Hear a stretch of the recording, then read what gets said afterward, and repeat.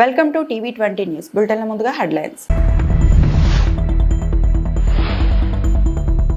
భారత్ అన్నింటినీ బలంగా ఎదుర్కొంటుంది నిర్మలా సీతారామన్.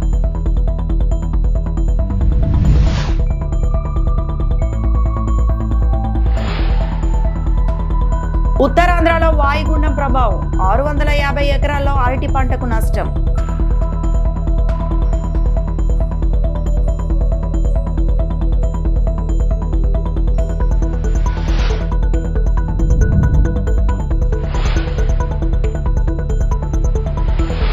తిరుమల శ్రీవారిని దర్శించుకున్న హైకోర్టు న్యాయమూర్తి.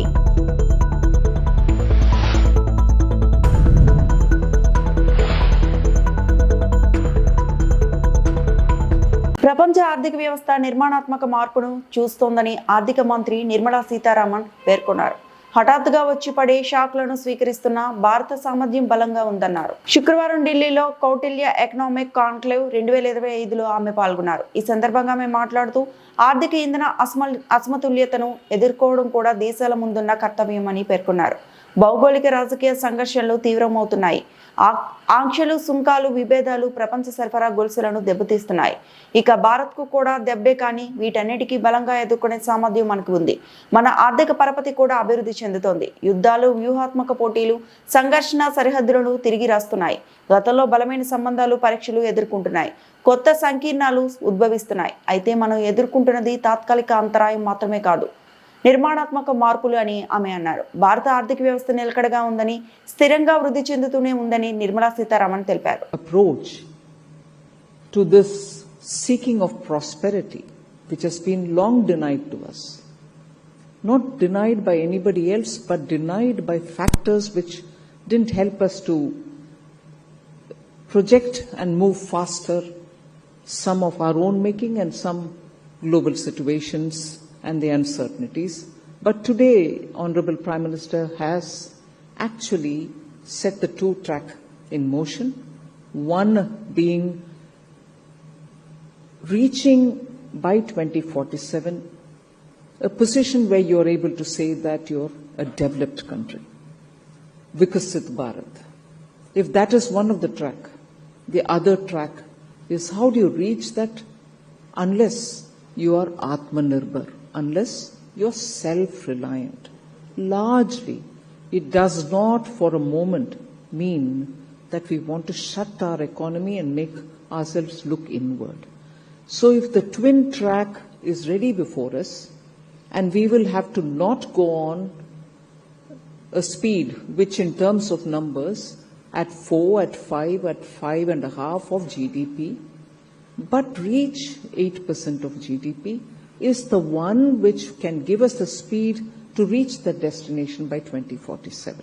So with that as a background largely, I'd like to say that it gives me great pleasure to be here among such an esteemed gathering.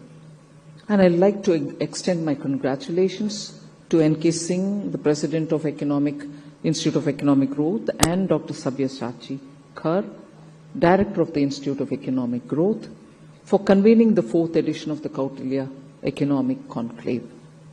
Tirumala శ్రీవారిని MP Daggubati Purandeswari శుక్రవారం దర్శించుకున్నారు. వీఐపీ ప్రారంభ విరామ దర్శన సమయంలో కుటుంబ సభ్యులతో కలిసి స్వామివారి సేవలో ఆమె పాల్గొన్నారు. టీటీడీ అధికారులు వారికి స్వాగతం పలికి దర్శన ఏర్పాట్లు చేశారు. దర్శనానంతరం రంగనాయకుల మండపంలో పండితులు ఆశీర్వచనం చేసి స్వామివారి తీర్థప్రసాదాలను వారికి అందజేశారు. ఎలాంటి ఇబ్బందులు తలెత్తకుండా శ్రీవారి బ్రహ్మోత్సవాలను నిర్వహించిన టీటీడీ చైర్మన్ ఈవోలకు అభినందనలు తెలిపారు. వెంకటేశాయ.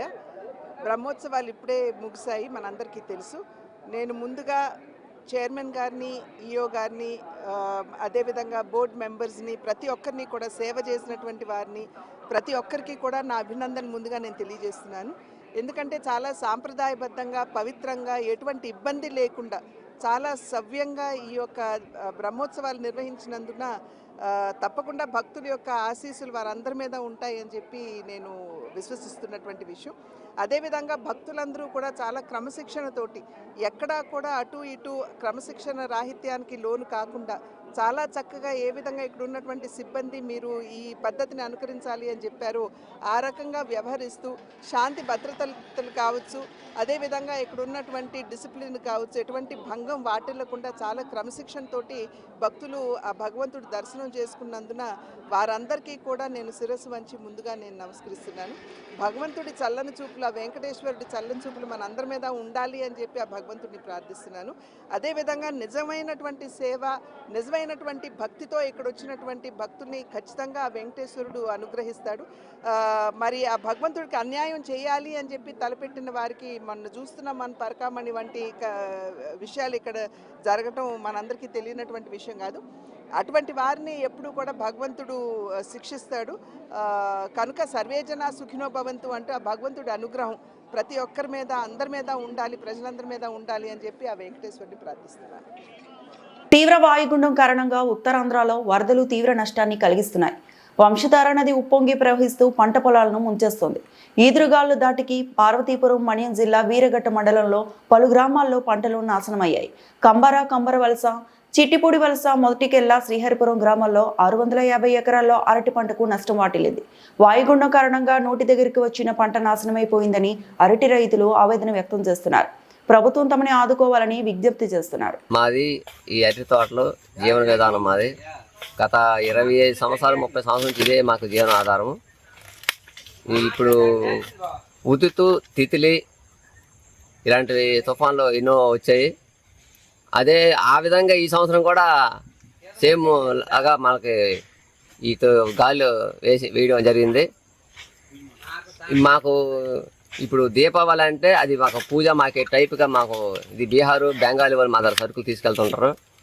ఎక్కువగా మాకు మార్కెట్ రిలీజ్ అయిన రోజులు ఏమంటే ఈ దీపావళి మార్కెట్కి మాకు మా ఊరు నుంచి ఇంకా ఏ ఊరు నుంచి అయినా మనకి ఈ సగము పంట దాటి తీసుకెళ్తారు. అదే పంట మాకు ఇప్పుడు ఆ కోతకు వచ్చే టైంకి మాకు ఈ గాలి అనేవి వీసాయి.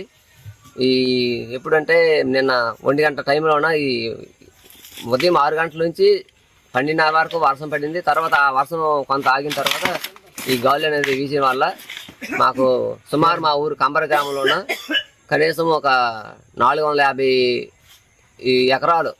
ఎకరాలు అరటి నష్టం జరిగింది. దీని గురించి మాకు అధికారులు దీనికి చర్య తీసుకోవాలని మేము ఉదయపూర్వకంగా మేము కోరుకుంటున్నాము. తిరుమల శ్రీవారిని హైకోర్టు న్యాయమూర్తి జస్టిస్ పుల్లా కార్తిక్ దర్శించుకున్నారు. వీఐపీ ప్రారంభ విరామ దర్శన సమయంలో ఆయన కుటుంబ సభ్యులతో కలిసి స్వామివారి సేవలో పాల్గొన్నారు. టీటీడీ అధికారులు ఆయనకు స్వాగతం పలికి దర్శన ఏర్పాట్లు చేశారు. అనంతరం స్వామివారిని దర్శించుకుని మొక్కులు చెల్లించారు.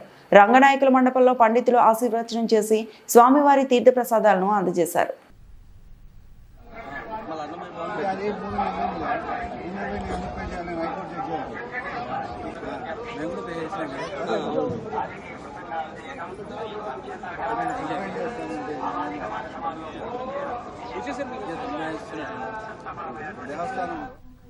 డాక్టర్ బిఆర్ అంబేద్కర్ కోనసీమ జిల్లా రామచంద్రాపురంలో కార్మిక శాఖ మంత్రి వాసంశెట్టి సుభాష్ ఒక నూతన అధ్యాయం చేపట్టారు. జీఎస్టీ సంస్కరణ ద్వారా పేద మధ్య తరగతిలో ప్రజల జీవన ప్రమాణాలు మెరుగుపడడంతో ఆదాయం రెట్టింపు అవుతుందని వాసంశెట్టి సుభాష్ పేర్కొన్నారు. బుధవారం రామచంద్రాపురంలో నిర్వహించిన సూపర్ జీఎస్టీ సూపర్ సేవింగ్స్ అవగాహన ర్యాలీ కార్యక్రమంలో పాల్గొన్నారు. ఈ సందర్భంగా మంత్రి సుభాష్ మాట్లాడుతూ డబుల్ ఇంజిన్ సర్కార్తో డబుల్ బెనిఫిట్ జీఎస్టీ 2.0తో రాష్ట్ర ప్రజలకు 8,000 కోట్ల ఆదాయం, మేడ్ ఇన్ ఇండియా నినాదం మన లక్ష్యం కావాలి. సూపర్ జీఎస్టీ సూపర్ సేవింగ్ అవగాహన ర్యాలీతో మంత్రి వాసంశెట్టి సుభాష్ ఒక ర్యాలీని నిర్వహించారు. అక్టోబర్ 1 జీఎస్టీ సంస్కరణ ద్వారా పేద మధ్య తరగతి వారితో అన్ని వర్గాల ప్రజల జీవన ప్రమాణాలు మెరుగుపడడంతో పాటు ఆదాయం రెట్టింపు అవుతుందని రాష్ట్ర కార్మిక శాఖ మంత్రి వాసంశెట్టి సుభాష్ పేర్కొన్నారు.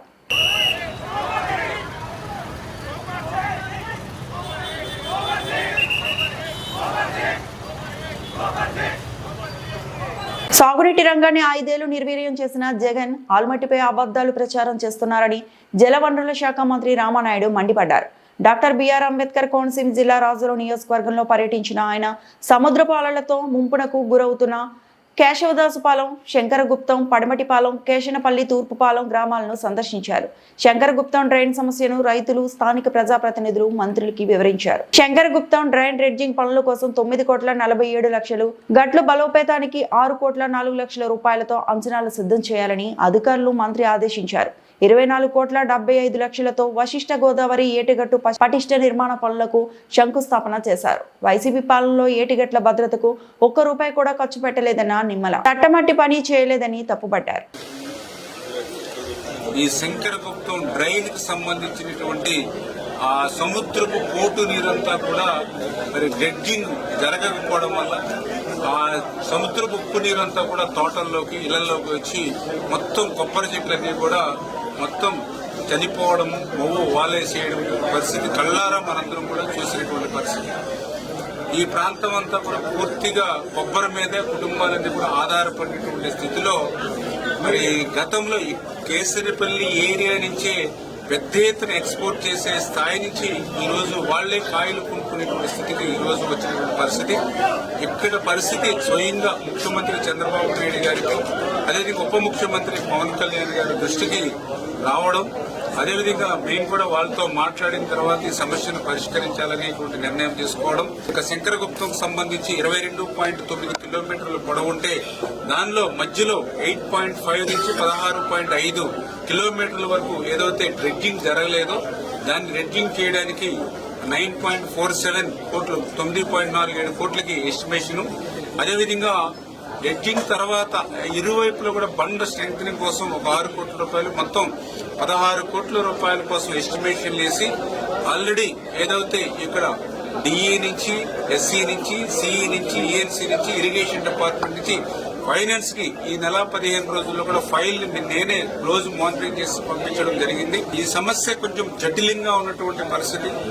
గతంలో కూడా డ్రెడ్జింగ్ కొంత చేశారు, కానీ సమస్య తీరలేదు. అంచేతే మనం సమస్యను పరిష్కారం చేయాలంటే అటువంటి రాష్ట్ర స్థాయి అనుభవం ఉన్నటువంటి ఎవరైతే ఇరిగేషన్ అధికారులు ఉన్నారో వాళ్ళను కూడా ఈ శివారును ఉన్నటువంటి గ్రామానికి కూడా తీసుకొచ్చామని అంటే ఆ రైతుల పట్ల, ఆ ప్రజల పట్ల, వాళ్ళ ఇబ్బందుల కష్టాల పట్ల ఏ రకంగా స్పందిస్తుందో ఇదే ఒక ఉదాహరణ. 16 కోట్ల రూపాయలు ఏదైతే ఇప్పుడు మనం నిధులు మంజూరు చేయడానికి ఫైనాన్స్ పంపించామో ఈ నిధులు సరిపోతాయా లేదంటే ఇంకా అడిషనల్ గా ఏమైనా అవసరం ఉంటుందా అనే దాన్ని కూడా మేము రీఎస్టిమేషన్ కూడా చేసుకుని క్లియర్ కట్ గా వెళ్లి ఒక యాక్షన్ ప్లాన్ అంటే వచ్చే వర్షాకాలం లోపల ఈ పనులన్నీ కూడా ప్రారంభించి 1 by 1 ఒక్కొక్కటి కూడా ఈ సమస్యను క్లియర్ చేయడానికి ఇరిగేషన్ శాఖ మంత్రిగా నేను గాని, అదేవిధంగా ఈ రాష్ట్ర ముఖ్యమంత్రి చంద్రబాబు నాయుడు గారు, అదేవిధంగా ఉప ముఖ్యమంత్రి పవన్ కళ్యాణ్ గారి యొక్క ఇచ్చిన ఆదేశాల ప్రకారం పనిచేస్తామని చెప్పి మీ ద్వారా అందరూ కూడా తెలియజేసుకుంటాం. Welcome to TV7 Now news. Adoni మండల పరిధిలో పెద్ద తుంబలం గ్రామంలో 7వ వార్డు కాలనీ వాసులు గత వారం కిందట కురిసిన వర్షపు నీరు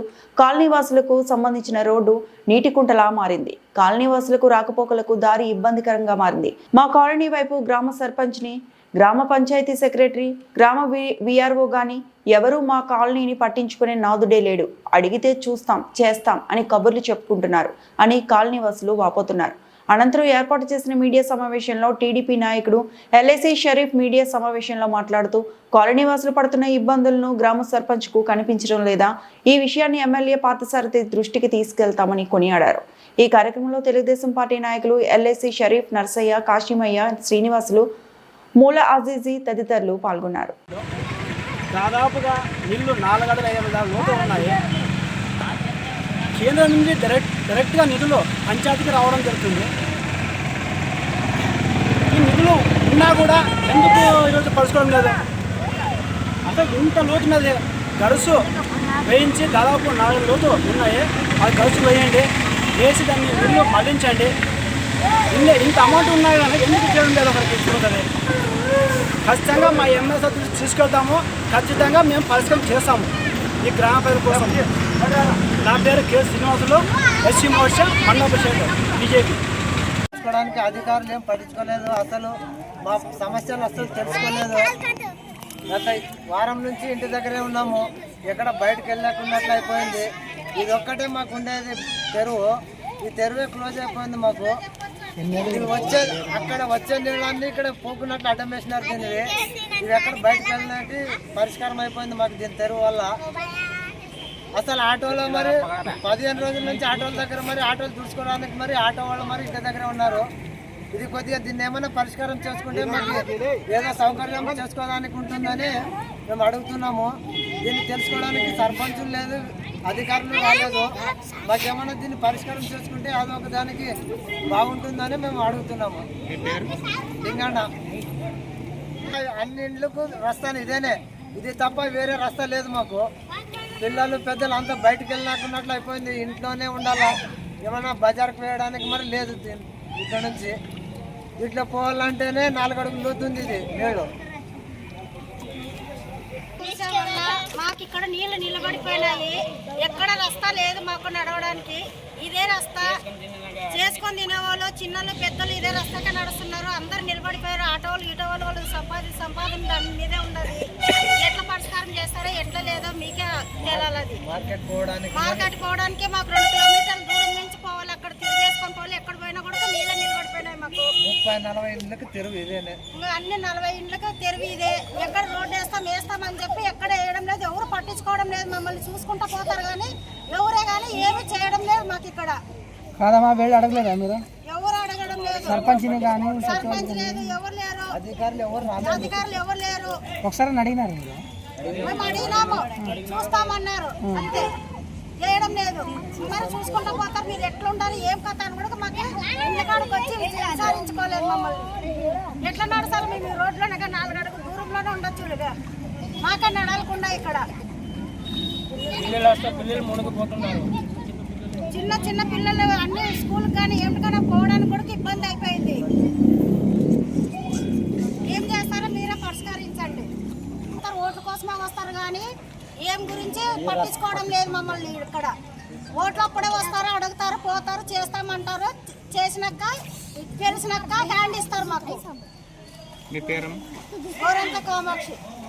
మేమేం లేకపోతున్నట్లు అయిపోయింది. పశ్చిమ గోదావరి జిల్లా నర్సాపురం మండలం సీతారాంపురం సౌత్ మాజీ సర్పంచ్ అడబాల అయ్యప్ప నాయుడు సుమారు 50 మంది కార్యకర్తలతో వైసీపీ రాజీనామా చేసి జనసేనలో చేరారు. స్థానిక జనసేన పార్టీ కార్యాలయంలో నర్సాపురం ఎమ్మెల్యే ప్రభుత్వ విప్ బొమ్మిడి నాయకర్ సమక్షంలో జనసేన పార్టీలో చేరారు. అయ్యప్ప నాయుడుకి ఎమ్మెల్యే నాయకర్ పార్టీ కొండువాను కప్పి సాదరంగా స్వాగతం పలికారు.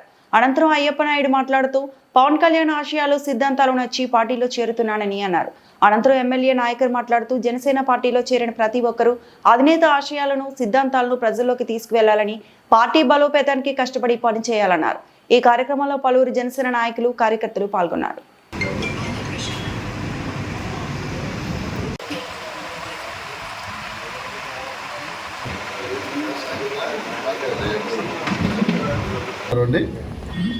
మీడియా సోదరులకు కూడా ప్రతి ఒక్కరికి ప్రజలందరికీ కూడా దసరా శుభాకాంక్షలు తెలియజేస్తున్నాను.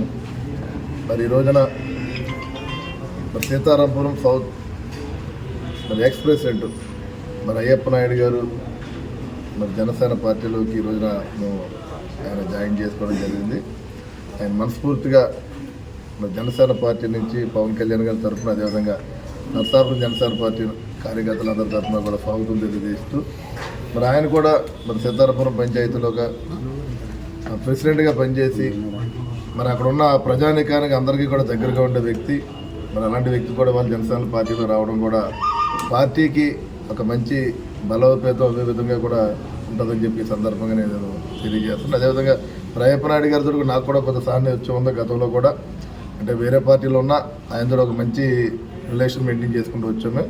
ఆయన నాతో ప్రయాణం చేయడం కూడా నాకు కూడా ఒక సోదరుడు నాతో కలిసి ప్రయాణం చేస్తాను అనుభూతులు అందరూ ఇద్దరు కలిసి మరి పార్టీ కోసం పార్టీని బలోపేతం చేసే విధంగా కూడా మరి ముందుకు వెళ్తామని చెప్పి ఈ సందర్భంగా తెలియజేసుకుంటూ ఏదైనా సరే మరి సోదరులు అందరూ కలిసి మనం ఫ్యామిలీ పరంగా పార్టీ కోసం పనిచేస్తామని చెప్పి నేను మనస్ఫూర్తిగా తెలియజేసుకుంటూ మరొకసారి నేను మరి అయ్యప్ప నాయుడు గారికి స్వాగతం తెలియజేస్తున్నాను. ఇక్కడికి వచ్చిన కార్యకర్తలు అందరూ కూడా మరి టౌన్ ప్రెసిడెంట్ కూడిపడి వెంకటేశ్వరరావు గారు కానీ మనకి సీతారాంపురం మిత్రుల నాయకులందరికీ కూడా ప్రతి ఒక్కరికి కూడా ధన్యవాదాలు తెలియజేసుకుంటూ గౌరవనీయులు పెద్దలు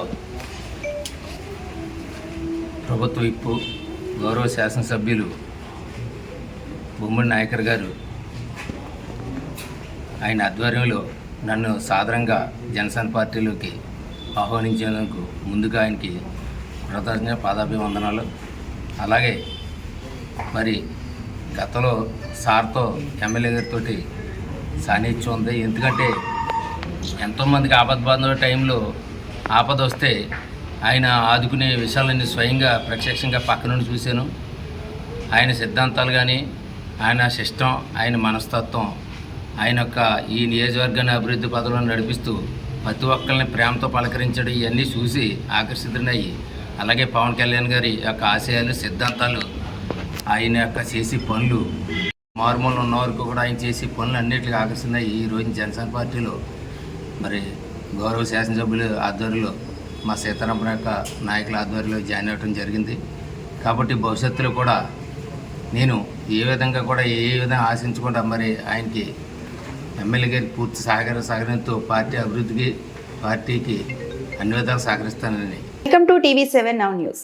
చిత్తూరు జిల్లా బెదురుకుప్పం మండలం దేవలంపేటలో గురువారం అర్ధరాత్రి డాక్టర్ బిఆర్ అంబేద్కర్ విగ్రహానికి నిప్పు పెట్టిన సతీష్ నాయుడిని వెంటనే అరెస్టు చేయాలని దళిత సంఘాలు డిమాండ్ చేశారు. శుక్రవారం దేవలంపేట నడిబొట్టున అంబేద్కర్ విగ్రహం వద్ద దళిత సంఘాలు పెద్ద ఎత్తున చేరుకొని నిరసన తెలియజేస్తూ అంబేద్కర్ విగ్రహానికి అర్ధరాత్రి నిప్పు పెట్టిన సతీష్ నాయుడు, అతని అనుచరులు పయని, తేజ, బుజ్జి, ఉమాపతిలను వెంటనే అరెస్టు చేయాలన్నారు. అరెస్టు చేయని పక్షంలో రాష్ట్ర వ్యాప్తంగా పెద్ద ఎత్తున పోరాటం చేస్తామన్నారు. ఈ సందర్భంగా స్థానిక సర్పంచ్ చొక్కా గోవిందయ్య దళితులు మాట్లాడారు.